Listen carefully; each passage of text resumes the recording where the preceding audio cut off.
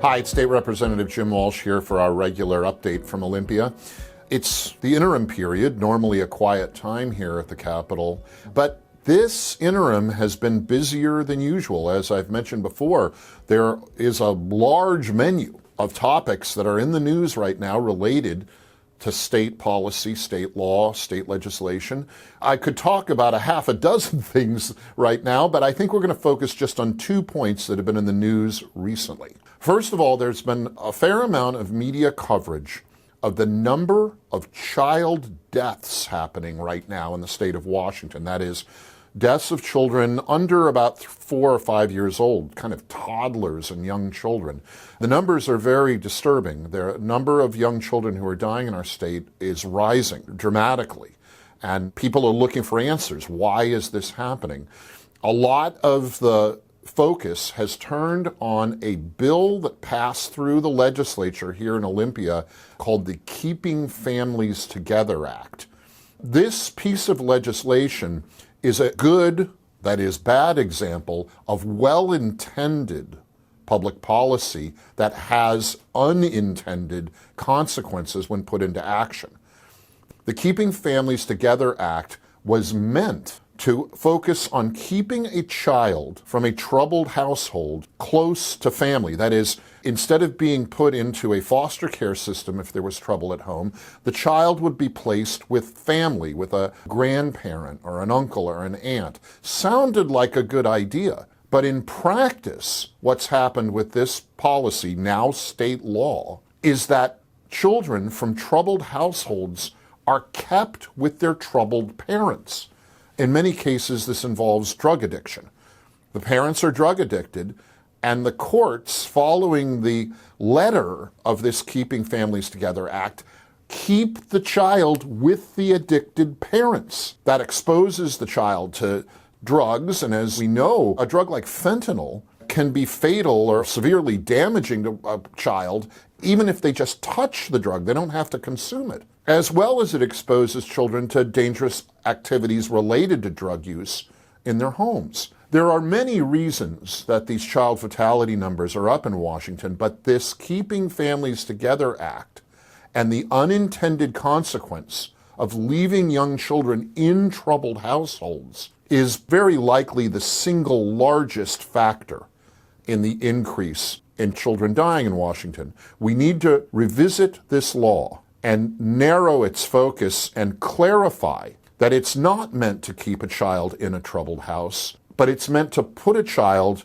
with extended family in a safer environment than living with addicted or otherwise law-challenged parents. The other issue I want to talk about today has been in the news a lot as well.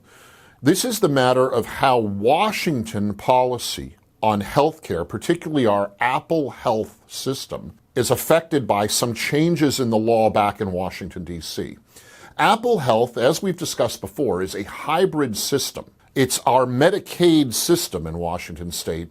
It combines federal money with a state government-administered healthcare benefits program. Our state's healthcare authority, HCA, is the bureaucratic entity that manages the Apple Health system, which is funded with federal dollars from Washington, D.C. Right now, back in D.C., the passage of a recent reconciliation bill, a kind of budget bill, has affected the way that federal dollars coming into the Medicaid system are going to be granted. And there may be restrictions on some of those federal dollars coming into the Medicaid systems, which are administered by each of the states separately, individually.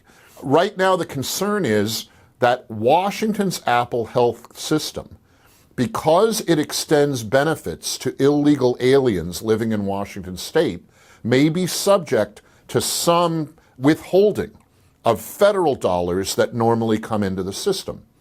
The reconciliation bill back in D.C. says very clearly that illegal aliens cannot receive any part of federal money. Now, currently in Apple Health, it's state dollars that fund the extension of coverage to illegal aliens. This is stated plainly in several recent operating budgets out of Olympia, as well as public policy, including the Keep Washington Working Act and other pieces of legislation now law. But the state HCA, Healthcare Authority, does use some of the federal dollars to cover its administrative and operating costs that include administering benefits to illegal aliens. And that part may be withheld because of the new reconciliation bill in D.C.